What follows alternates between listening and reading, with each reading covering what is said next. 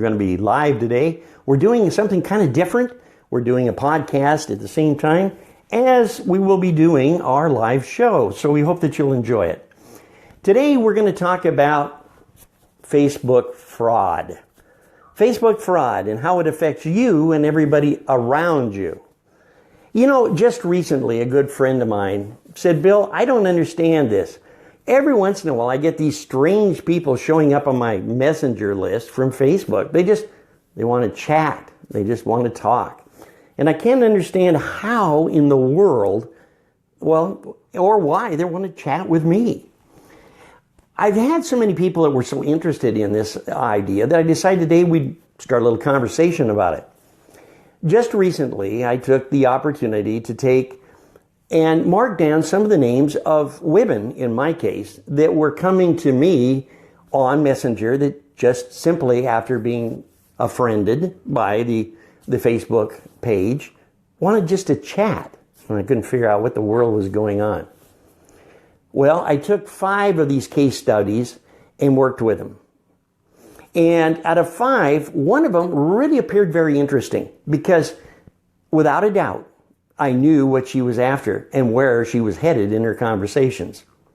So today, I'm going to tell you some of the secrets about what I found out on this case study.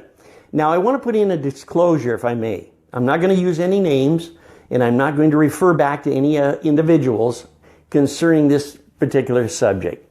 What I want to do is just simply take the moment to talk to you about how to prevent this problem, how to, spot the problem starting, and what actions you can take. Well, it's very interesting to me that a gentleman of my age, young fellow, of course, and I want to emphasize the word young, would all of a sudden have a very, very lovely lady decide that she wanted to chat with me. Now, of course, I thought to myself, it's no reason why not to chat, to be friendly. Facebook is a friendly community. So I chatted back with her. Simple, saying, hi, how are you? My day's fine. How is your day? And starting a conversation on the one-to-one base of just general chit-chat. Well, it was quite interesting. Let me tell you how interesting it really was. The general chit-chat started out as any other conversation would. And then she thanked me very much for chatting with her and wanted to know if by chance I would email her. And I thought to myself, well, now this is an interesting idea. I could email this individual and just share some ideas or just chit-chat. The real basis of what you want to do when you're working with Facebook and you're on Messenger and these other means of communication is that you just want to build a good relationship. Just somebody to chat with. Share your views. In this particular case, unfortunately, we find that 10% of the people that are on Facebook, the largest community on the right now on the internet, there's always 10% that want to figure out how they can chat while they're cleaning out your bank account. Now, I don't want to come out and say that the whole world is out to do this, but I am interested in telling you that when you go to a Facebook page or any type of platform, including Craigslist, which we all know became very famous over this issue, you're going to find that there's people that want to figure out how to get to know you for one reason only: to clean out your pocketbook. Well, this lovely lady that I was just now talking about, we chatted back and forth for a couple of days. Small chats, nothing really in depth. But I noticed that there was a platform and a complete format that she was working from. It was kind of like building reality TV. She started being so interested in what I was doing. Then all of a sudden, from interested to what I was doing, she wanted to know if I would send her an email and tell her a little bit more about myself. So, not knowing exactly where she was headed, I called a good friend of mine who specializes in fraud. And he said, play it out. Pretend like you're fishing in the lake of Facebook. And as you're, going down the stream, you notice this lovely bait on this little tiny hook that you can't really see. Go ahead, play with the hook a little bit. So I did. I took some of the information that she had sent me in an email and started outlining certain words in that particular email. Built my own story and sent it back to her, trying to get her to continue on. I wanted to see where it was headed. In a good con, there's always tragedy. I want you to remember the word tragedy. In this case, it was really a good one. She explained to me that, well, her husband was an alcoholic and a terrible wife beater. Oh, my goodness. He beat her just for something to do in the afternoon. One afternoon, he went to get his son from school. Now, the son is 9 years old, of course. They've been married 10 years, supposedly. A terrible traffic accident happened, and the son and the husband were killed. And she was just devastated. Oh, she told me how she hated him and how the world had been so terrible to her. I thought, now this is quite interesting. So let's develop it some more, I thought to myself. So I shot back to her and I said, well, what do you do for a career after this terrible tragedy? She says, I'm a nurse. I'm a nurse here in Virginia. I'm a nurse. And I dedicate all my time to nursing because I am in the military and proud of our country. Oh, I said, that's wonderful, and thank you for your service. Now, remember that if you're going to do a good con, you have to continue that con. You have to stay on it and bring everybody back to that point every once in a while in the conversation. This was the first time that I had heard about it. The next email that arrived after 2 or 3 conversations on chat where she would say, oh, I think I'm falling in love with you. Now, look at this face. There is no way that somebody from Virginia, who is, by the way, 41, is going to fall in love with a 67-year-old has-been. That's just not going to work. So I said, well, why don't I give you a call on the phone and we can talk instead of being on this platform that we're discussing. I mean, the public won't know what's going on. We can just simply chat. Now, I knew the chances of her or whoever it was, they're not going to pick up the phone and talk. Boy, wait until you hear the excuse she gave me. In the chat, she said, Bill, I would love to, but I have a terrible, terrible problem. And that problem is, are you ready for this? When I was in Afghanistan and working on a retrieval of people to be moved to hospitals, there was a terrible, terrible explosion and gunfire, and everybody was shooting. And I lost 60 to 80% of the hearing in my ears. Interesting. So, Bill, I'd like to talk to you on the phone, but the phone is so loud that I just can't handle it. It hurts my ears. Oh, that's kind of interesting, isn't it, folks? You're in a hospital situation where communication is terribly important, but yet you can't hear on the telephone. I found that kind of interesting right away. Keep that in mind as the story develops. So I said, okay, well, we'll just chat. So she said, I want you to do me a favor. I'm going to send you an email of secrets that nobody else I've ever told about. And I want to just ask you a few questions. This is where the con sets the hook. The questions naturally are, what's your religion? Are you married? Do you have children? And the list goes on. This should immediately turn a light bulb on in your mind that, wait a minute, there's something not right. Well, sure enough, as we went on with the conversation, we discovered that something really was not right in her end, because I used a very interesting method to get her to continue to communicate with me. I only answered the questions, yes, in 1, 2, or 3. Yes, I'm a Christian. Yes, I do this. Yes, I do that. And I shipped it back to her because I knew definitely that was not the information she needed to start working on my emotions. And sure enough, it wasn't. She comes across on a chat the next morning and says, Bill, you didn't answer the questions. What's wrong with you? I just tore out my heart. I love you so much. And I told you this secret stuff to show you how much I trust you and am so impressed. And, you're the love of my life. Hey, when you're my age and you hear something like that, the first thing you want to do is get up and turn off the television. Discovered I wasn't watching a soap opera. I went back to her and I said, okay, well, I'll send you some information then. She said, fine. I made up the biggest bunch of malarkey that I could ever think of by twisting and tying her words back to her. And I knew that the results would be stupendous. If the con was going to work right, she would come back and say, absolutely, oh, I love you, I love you, I love you. By this time, she would have enough information to find out exactly what's going on, okay? So she could work a different angle. And this one was really good. She said, hey, I'm excited. My birthday is going to be in a few days. And what I want you to do is, my mom, she called her mother. Her mother was in, by the way, supposedly London. She says, my mom is very ill and I have to send money to England to have her taken care of. My mom. So naturally I said, oh, that's a shame.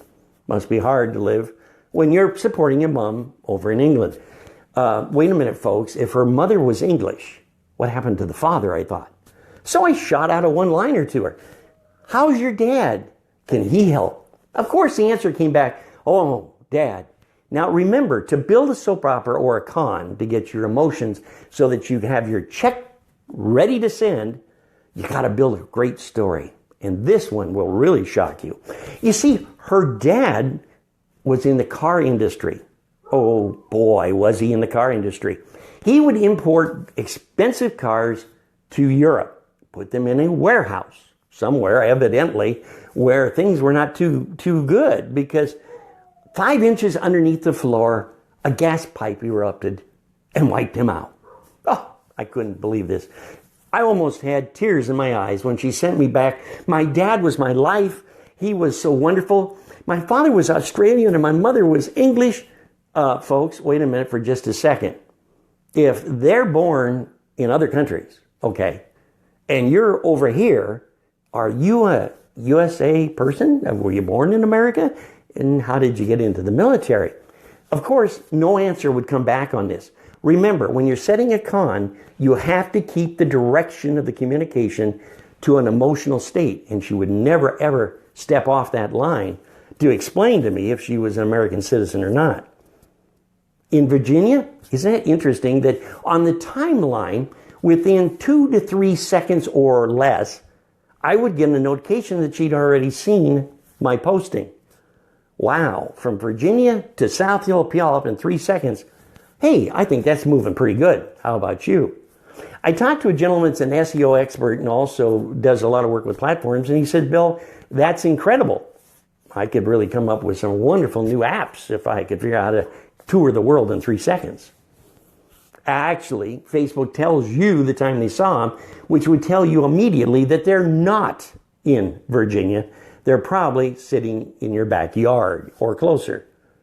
So I decided I'm going to go back and take a look at her profile. And I did. Interesting enough, in her profile, she said she was self-employed. Never mentioned the Navy. Never mentioned the folks. Never mentioned anything.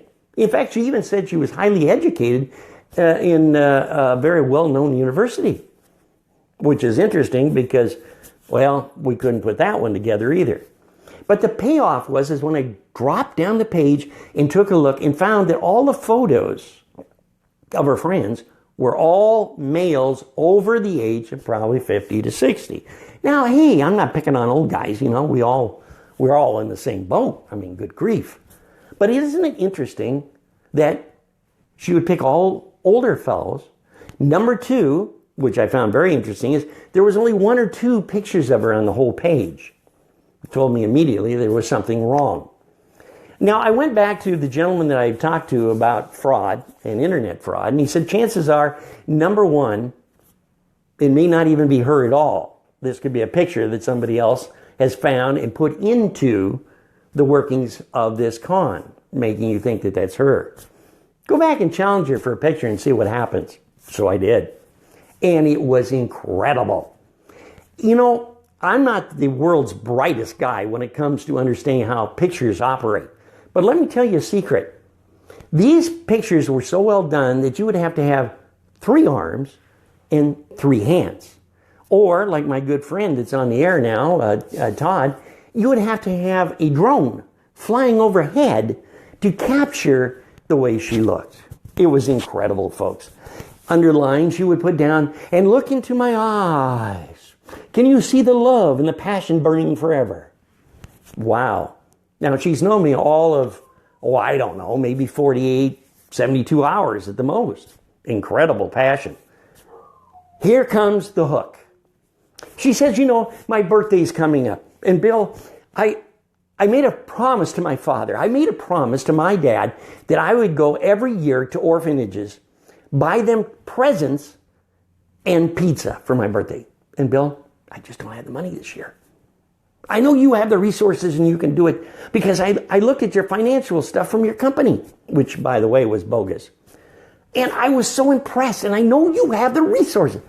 And she would continue. I would say, no, I can't do it. She would roll back over, but I have faith in you. My love is to you are forever. And no matter if you can do it or not, you will not break my heart. But I know you can do it. Now notice I put my hand over my heart. That was an exaggeration. The next thing I told her is, no, I can't do it. But how much do you really need? She said $1,100. Just $1,100. You buy all the toys and the pizza for these people to enjoy. $1,100. Piece of cake, huh? Well, no, it isn't a piece of cake. So I wrote her back and said no.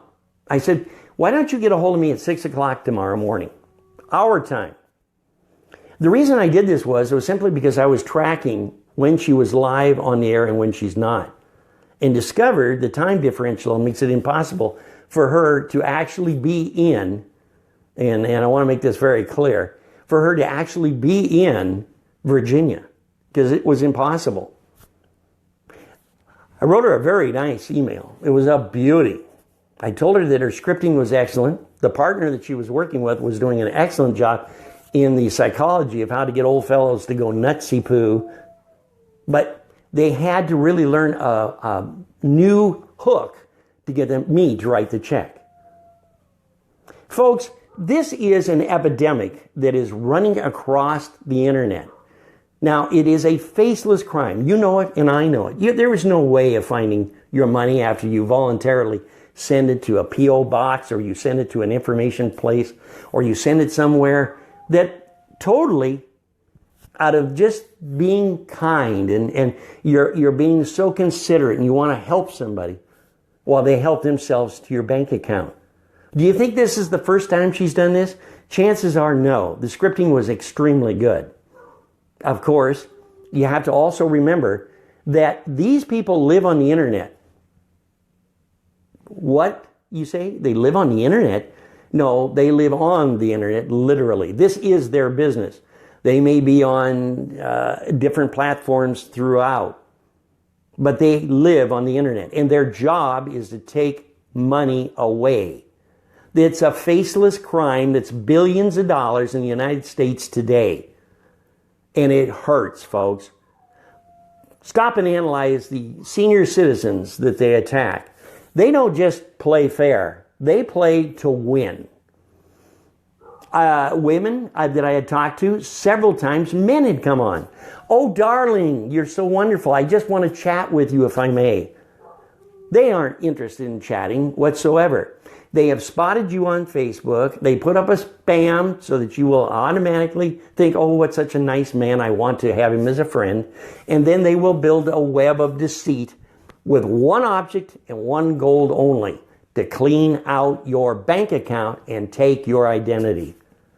Please do us a favor. Go to Google and Google in Facebook fraud. And go down and look through the different things on the menu until you come to romance fraud.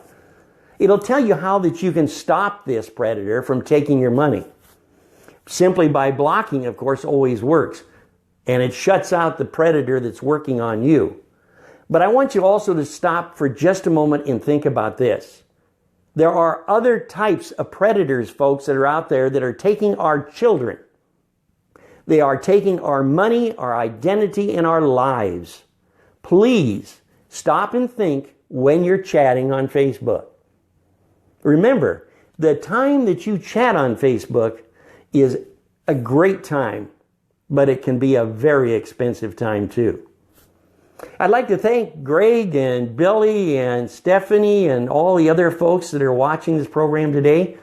I want to thank you very much, and I want you to remember one golden rule. Take care of yourself. Until we see you next Sunday, and it's going to be an exciting show next Sunday. It's being brought to us by our good friends, Sky and Betty Schroeder, who are in the Kelgan Water. And we're going to have a wonderful chat next weekend about talking about water and how safe it is to drink. So I want you to come on board, come back Sunday, we'll have a good time, and I want you also to do me a favor, if you will. Go to SNB,